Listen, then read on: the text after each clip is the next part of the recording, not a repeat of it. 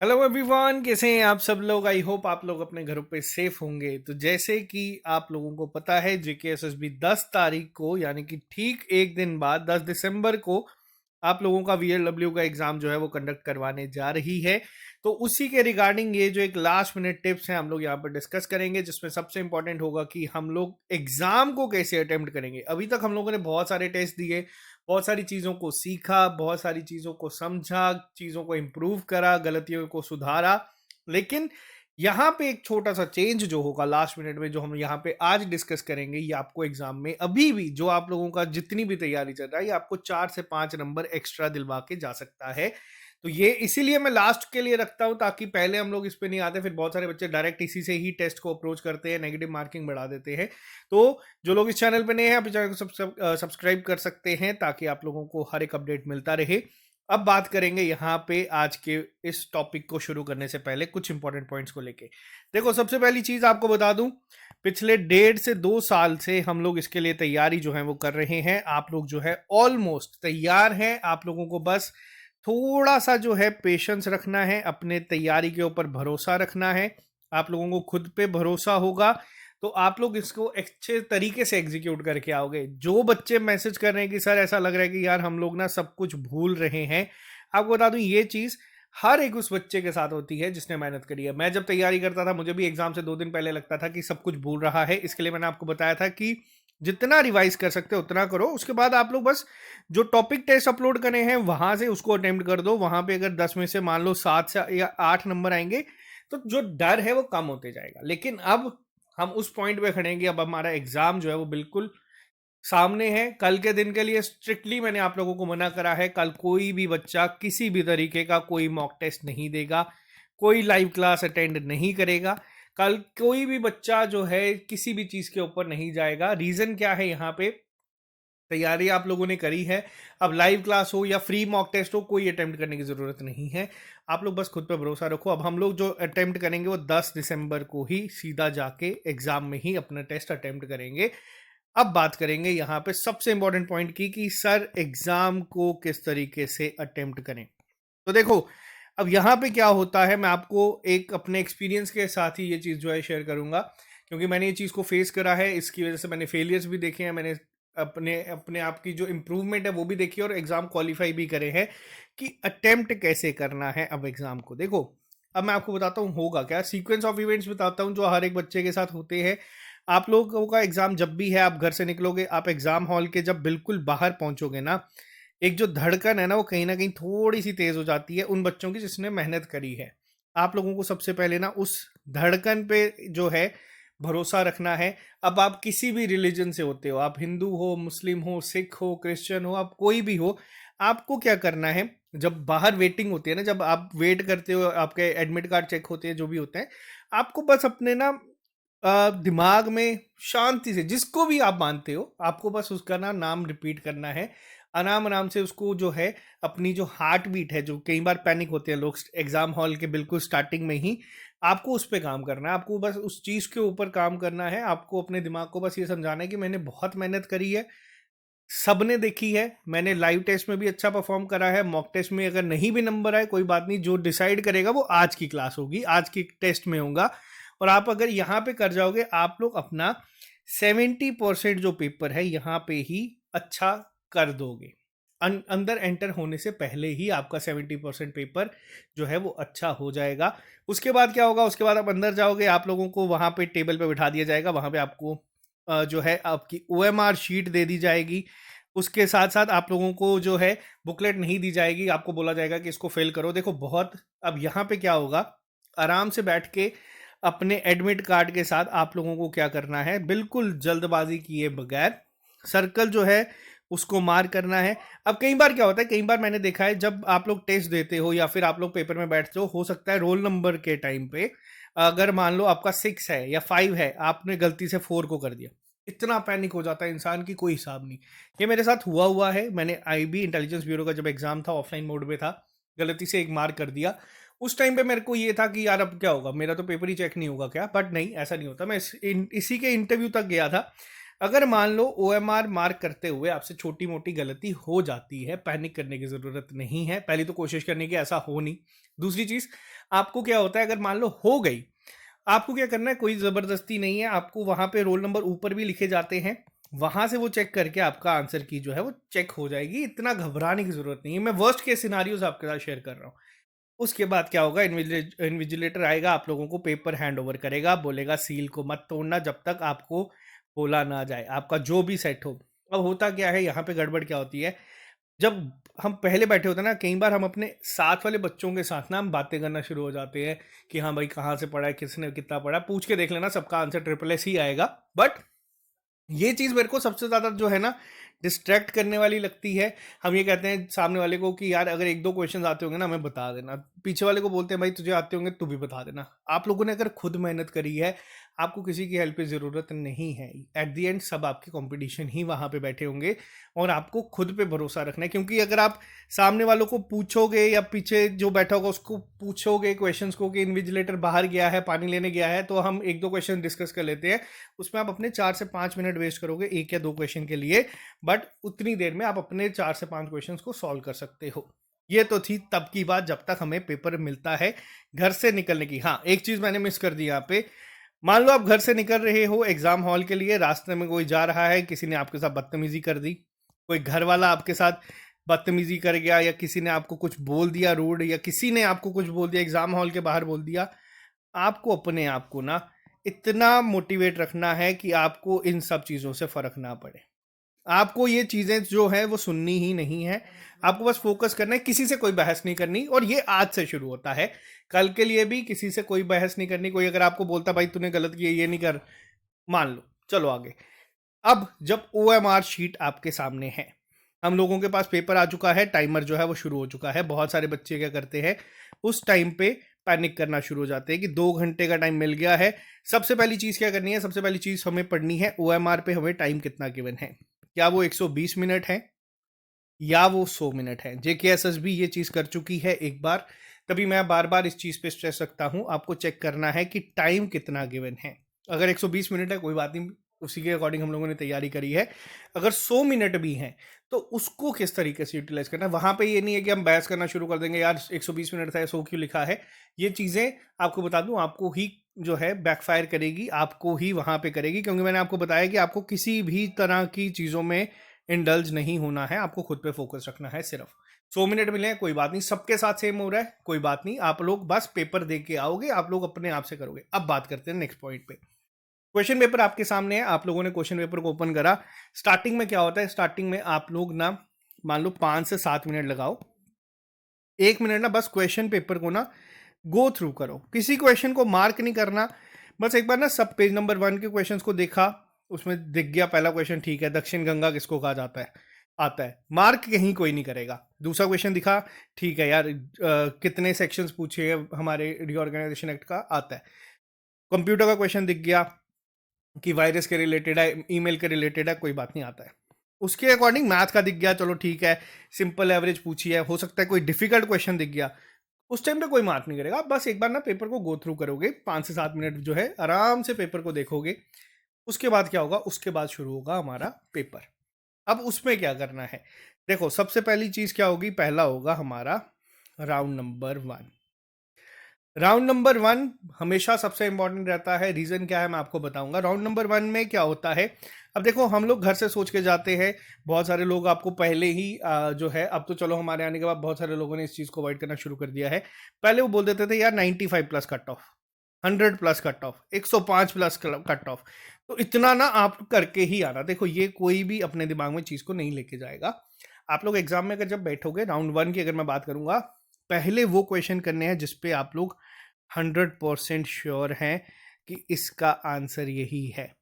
उसको आप लोग या तो शीट पे मार्क कर लो, OMR पे जिस तरीके से आप कंफर्टेबल हो वो आप अपने हिसाब से चलाओ, जिस पे आप 100% कंफर्टेबल हो। अब मान लो एक क्वेश्चन आ गया आपको सिमेंटिक सीरीज का, ठीक है, कोई भी एक क्वेश्चन आ गया, नहीं लॉजिक समझ आ रहा, नहीं पता क्या होगा, उस क्वेश्चन को क्या करना है, मान लो क्वेश्चन नंबर 32 है, आप क्या करोगे, उसको उसको कर दोगे सर्कल, ठीक है। बिल्कुल टाइम वेस्ट किसी भी क्वेश्चन पे नहीं, 5 सेकंड का टाइम वेस्ट भी नहीं, लॉजिक स्ट्राइक होता है अटेम्प्ट करोगे, नहीं होता है स्किप कर दोगे। मान लो कोई सर्कल का क्वेश्चन आपको यहाँ पे दे दिया, आपको फॉर्मूला नहीं याद, ठीक है, उस क्वेश्चन को उसी टाइम सर्कल। बैठ के सोचना नहीं है कि फॉर्मूला क्या था, पढ़ा था, नोट्स में लिखा है, सर ने पढ़ाया था, नहीं पढ़ाया था। मान लो कोई ऐसा क्वेश्चन दिख गया जो पढ़ा ही नहीं है हमने, ये भी पॉसिबिलिटीज हो सकती हैं। उस टाइम पे बैठ के ना लॉजिक नहीं लगाने, उस टाइम पे उसको सर्कल करना। हो सकता है सीक्वेंस में 10 क्वेश्चन आ जाए, कोई बड़ी बात नहीं है। पहले राउंड में क्या करना है, पहले राउंड में हमें सिर्फ वो क्वेश्चंस को अटेम्प्ट करना है जिसपे हम 100% श्योर हैं, और उन क्वेश्चंस पे हार्डली 10 से 15 सेकंड लगेंगे। और पहले राउंड के बाद अगर आप लोग मान लो 50 से 60 क्वेश्चंस भी, ये मैं बहुत कम बोल रहा हूँ, 50 से 60 क्वेश्चंस ऐसे आ गए जो हम लोगों ने कर दिए, पहला राउंड लगा दिया, 60 क्वेश्चंस मार्क हो गए, एक ना दिमाग आपका उस जोन में आ जाएगा एग्जाम वाले कि ठीक है। उस टाइम पे जो मैंने पहले बताया ना आपको कि पैनिक हो रहा होगा या ये होगा, हॉल से पहले अपने जिस भी भगवान को मानते हो या जो भी आप लोग बिलीव रखते हो उसको नाम लो, उनके बारे में सोचो, वो चीज़ अब यहाँ पे खत्म हो जाएगी। आप उस जोन में आ चुके होगे कि आप पेपर के पूरे उस एटमॉस्फेयर में जो है अपने आप को ढाल चुके होगे, तो पैनिक खत्म हो चुका होगा, आप पेपर के पूरे फुल जोन में चल रहे होगे। क्वेश्चंस जो भी अटेम्प्ट करोगे, लास्ट लाइन उसकी एक बार ध्यान से पढ़नी है कि पूछा क्या गया है। Find the age of x after 5 years, या सिर्फ उसी टाइम पे, ठीक है। ये हर क्वेश्चन का आंसर मार्क करने से पहले एक बार इसको पढ़ना है। देखो पहला राउंड हो गया, 100% श्योर क्वेश्चंस को हम लोगों ने क्या कर दिया, 50 से 60 क्वेश्चंस को अटेम्प्ट कर दिया। राउंड 2 में क्या होगा, राउंड 2 में आप लोगों को मैंने क्या बताया पहले, जो आपको सीधा 5 से 10 सेकंड लग रहा है कि ये मैंने पढ़ा, इसका आंसर ये है। राउंड सेकंड में क्या होगा, राउंड सेकंड में आप वो क्वेश्चंस पे आओगे डायरेक्ट जिस पे अब क्या होगा, जब सर्कल करोगे ना, सर्कल का भी देखो हार्डली 1 सेकंड लगता है। मैं किसी क्वेश्चन को सर्कल करूंगा तो आपको क्वेश्चन उन पे आना है जिसपे सर्कल किया। अब कई क्वेश्चन ऐसे होंगे जो आपको लगेगा यार ये कभी ना कभी हम लोगों ने पढ़े थे, कहीं तो हम लोगों ने इसको रीड करा था, कहीं तो ये क्वेश्चन ना देखा हुआ लग रहा है। उन क्वेश्चंस पे आओगे जब आप लोग 50 से 60 ऑटोमेटिकली अटेम्प्ट कर चुके होगे, आपका ना एक दिमाग शांत हो जाएगा। अब उन क्वेश्चंस पे जब जंप करोगे, आप लोगों को उनके आंसर ऑटोमेटिकली आना शुरू हो जाएंगे, और आप लोग अपने आप देखना कि वो जो टाइम बचाया हुआ होगा वो यहाँ पे आराम से यूटिलाइज हो जाएगा। अब अगर मैं यहाँ पे सीरीज की बात करूंगा, आपके पास पता है हाँ यार मैंने मैक्सिमम क्वेश्चंस तो अपने सॉल्व कर लिए, आप सारे के सारे ऑप्शंस डाल के भी चेक कर सकते हो, इतना टाइम आपके पास होगा एग्जाम में। और आप लोग जो है पेपर के राउंड 2 के बाद अगर 15 से 20 क्वेश्चंस और, ये मैं एक हाइपोथेटिकल नंबर लगा रहा हूँ, ऐसा नहीं है कि आपको इतने ही करने हैं, 15 से 20 क्वेश्चंस अगर आप कर लेते हो, बहुत एक अच्छी लीड आप लोगों के पास आ जाएगी। अब इसके बाद क्या, देखो राउंड नंबर 3 में क्या होगा, राउंड नंबर 3 में क्वेश्चंस वो आएंगे जो हम लोग चलाएंगे अपने ऑप्शन एलिमिनेट करके। ऑप्शन एलिमिनेट करके क्वेश्चंस को हम लोग करेंगे कि मान लो कोई क्वेश्चन जीके का है, मुझे पता है कि यार इसका आंसर ऑप्शन नंबर ए और बी हो ही नहीं सकता, ठीक है, पॉसिबल ही नहीं है, सी या डी में कोई एक आंसर हो सकता है। उस केस में आप उसको 100% अटेम्प्ट करोगे, इतना हम लोग अफोर्ड कर सकते हैं।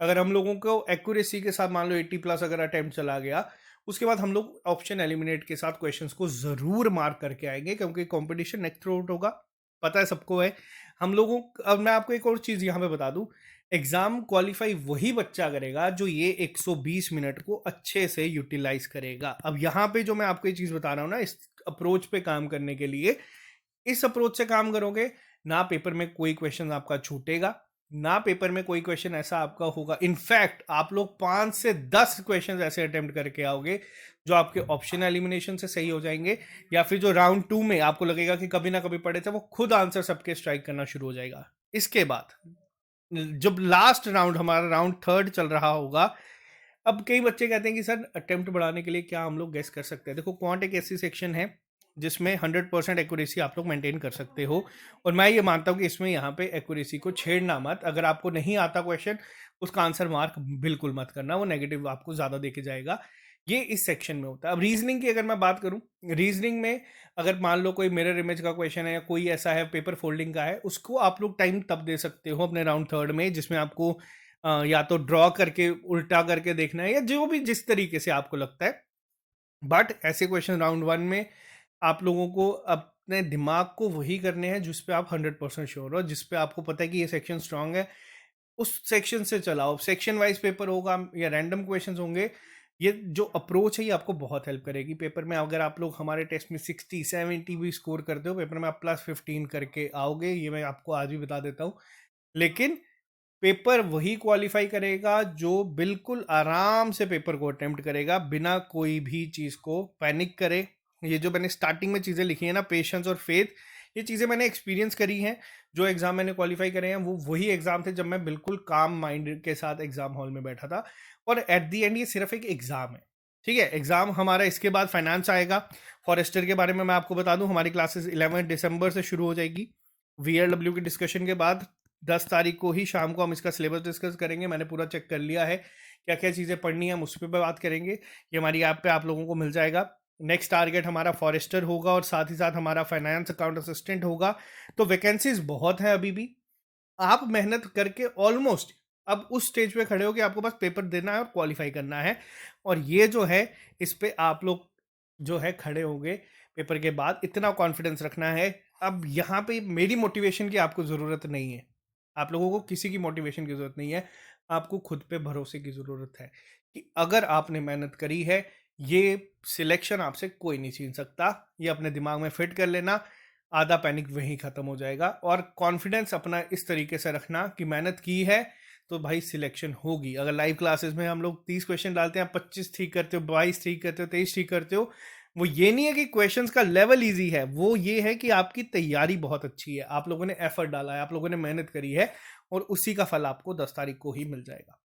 बाकी ऑल द वेरी बेस्ट। जो चीज़ें मैंने आपको स्टार्टिंग में बिल्कुल घर से निकलने से पहले बताई है कि किसी से बहस नहीं करनी, एग्जाम हॉल से पहले किस तरीके से अपने दिमाग को शांत रखना है, शीट मिलने के बाद अगर कोई गलती हो भी गई तब भी अपने आप को शांत रखना है। एक लास्ट चीज, मान लो हम लोग पेपर दे रहे हैं, सपोज अगर पेपर हमारा सेक्शन वाइज आता है, जीके सेक्शन है, इंग्लिश है, रीजनिंग है, क्वांट है, या फिर मान लो आपकी कंप्यूटर है, सेट वाइज पेपर होगा। मान लो पहली सेक्शन ही आपकी क्वांट आ गई, क्वांट के ही 10 क्वेश्चंस पहले ऐसे आगे जो हम लोगों से निकला ही नहीं, पेपर में एक क्वेश्चन नहीं बना, उसके बाद भी याद रखना 110 क्वेश्चंस होंगे। तो ये चीज का ध्यान रखना। एक सेक्शन हो सकता है आपकी, सपोज मैं वर्स्ट केस आपके साथ शेयर कर रहा हूं, मैंने ये चीज देखी है, लेकिन आपको बता दूं यहाँ पे अगर मान लो आपकी सेक्शन सेट ए है और पहले 10 क्वेश्चन ही आपके डिफिकल्ट है, सबके साथ डिफिकल्ट होगा। आपको बता दूं 90% बच्चा यहाँ पे हिम्मत हार जाता है कि भैया पेपर ही इतना डिफिकल्ट आया, शुरू ही नहीं हो रहा। वो बात अलग है कि बाद में रीजनिंग इजी आएगी या बाकी इजी आएगा, आपको इसको इग्नोर करके अपने दिमाग को शांत रखना है। राउंड 1, तभी मैंने आपको कहा 100% जो श्योर होंगे उनको अटेम्प्ट करोगे। जब 60 70 50 60 क्वेश्चन अटेम्प्ट हो जाएंगे, एक कॉन्फिडेंस आ जाएगा और आप इस जोन में आ जाओगे। तो इसीलिए ये चीज़ें जो है, ये सारी चीज़ें मैं आपको साथ जो शेयर करता हूँ, ये ऐसी नहीं है कि मैं रातों रात बैठ के लिखता हूँ ये कहीं पे, ये सब एक्सपीरियंस से आई है। ये वो एक्सपीरियंस है जो मैंने खुद के ऊपर एक्सपेरिमेंट करके देखे हैं, और मेरी तैयारी के बाद जो रिजल्ट है वो हमेशा 100% में एग्जाम में तभी दे पाया जब मेरा दिमाग शांत था। तो आप लोगों का काम अब रिवीजन के साथ साथ ये है कि अपने दिमाग को शांत रखो। बहुत मेहनत की है, पेपर आप लोगों को क्वालिफाई हो जाएगा, तो इस पर ज़्यादा स्ट्रेस देने की जरूरत नहीं। अगर नहीं भी होता है, हमारे पास बहुत अपॉर्चुनिटीज अभी बाकी हैं। और जैसे कि हम लोगों ने सुना है कि पटवारी और नैब तहसीलदार की भी वैकेंसी जो है वो पेंडिंग है 2500 के करीब करीब। तो बहुत अपॉर्चुनिटीज़ हैं, जो बच्चे इसमें निकाल लेंगे उनको वेल एंड गुड, वो बच्चे कंपटीशन से आगे बढ़ जाएंगे। एसआई में 1200 निकल रहे हैं, फाइनेंस में 1000 निकल रहा है। आप लोगों को बता दूं क्रीमी लेयर निकल रही है। तो अगर यहाँ पे कोई एक आधा नंबर से फ़र्क पड़ता भी है तो अपॉर्चुनिटीज़ बहुत रहेंगी। लेकिन अभी के लिए टारगेट ये है कि पेपर को हम लोग अटेम्प्ट करेंगे और पूरी शांति के साथ करेंगे और अच्छा अपना बेस्ट दे के आएंगे। बाकी आप लोगों के साथ हम लोगों का रिश्ता बहुत पुराना हो चुका है। आप लोगों की सिलेक्शन पे हमारी सिलेक्शन डिपेंड करती है, और हम लोगों का जो रिजल्ट है हर बार आप लोगों की मेहनत की वजह से, आप लोगों के प्यार की वजह से बहुत अच्छा आता है। और हमें पूरी उम्मीद है कि इस बार भी आप लोगों की वजह से हमारा रिजल्ट बहुत अच्छा आएगा। ये आप लोगों के प्यार की वजह से हम लोग यहाँ पे टिके हैं। अपने एंड से जितनी मेहनत मैं कर सकता हूँ मैंने कर दी है, अब जो रहेगा वो आप लोगों के ऊपर है। बस हमारा नाम रोशन करो, अपने घर वालों का नाम रोशन करो, इस चैनल को अनसब्सक्राइब करके क्वालिफाई करके आगे बढ़ो। All the best. मिलते हैं अब आप लोगों से परसों पेपर के बाद। कल कोई क्लास नहीं होगी, कल आप लोग बस आराम से रिवीजन करो। 5-6 बजे के बाद रिवीजन भी बेशक बंद कर देना और आराम से सो जाना, ठीक है। Take care, good night.